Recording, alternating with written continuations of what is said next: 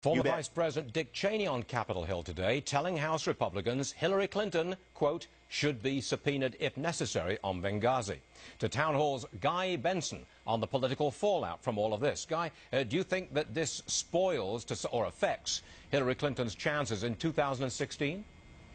Well, Stuart, I think it's very important to point out first and foremost that the hearings yesterday were not about politics, they were not about Hillary Clinton, and they were certainly not about 2016. The Republicans could have showboated and done some grandstanding. They didn't. They asked some focused questions, and as we just heard from the previous guest, got some real, new, usable, interesting, relevant information. So the people who were bringing up Hillary Clinton and the politics, and the people still who keep focusing on 2016, are Democrats primarily who accuse Republicans of politicizing the issue, but they themselves are politicizing it. And to look at Benghazi through the lens of 2016, an election that is 3.5 years away, really in many ways is insulting. It suggests that there are not legitimate questions remaining about, for instance, gosh, 8 months later, why have there been no arrests? Why was there such lax security in a very dangerous place prior to the attack? Why were there 2 stand-down orders during the attack from a force that was going to come for reinforcements in Tripoli? That's all true, Guy. But look, Vice President Cheney, he is a Republican.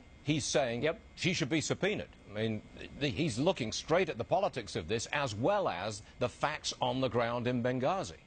Absolutely right. I'm not saying that Hillary Clinton or Secretary Clinton shouldn't be subpoenaed. I think there are a number of revelations that came to light yesterday involving her that she needs to answer for. For instance, there were 3 big ones. The first one was we found out from Gregory Hicks that he personally called her at 2 o'clock in the morning during the attack and told her about what was happening, specifically that this was a terrorist attack. He said there was no mention of the YouTube video, which of course made its way into those false talking points within the days that followed. Secondly, we found out that Hillary Clinton, via Eric Nordstrom, who is the chief of security in Libya, he said that the Secretary of State, quote, absolutely was aware of the numerous requests for more security on the ground leading up to the attack, all of which were denied.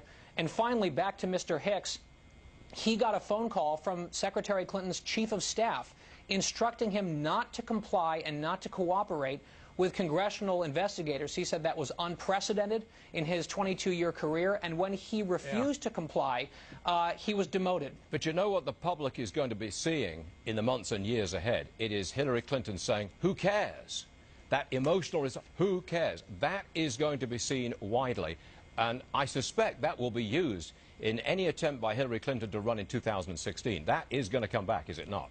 Well, Stuart, I think what's interesting as we look at 2016, if we're talking about it, Secretary Clinton has a very high approval rating right now. She was a Secretary of State.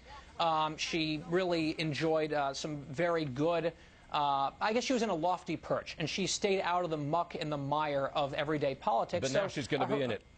Well, now, if her State Department resume, or at least her legacy, is involved with Benghazi, if this becomes the big defining moment of her legacy, that's going to be a problem. And by the way, you might remember in 2008, she came after Barack Obama in the primary with that ad about a 3 a.m. phone call. She had literally a 2 a.m. phone call on this Benghazi situation, and she botched it. Guy Benson, thank you for joining us, sir. Thank you. My pleasure.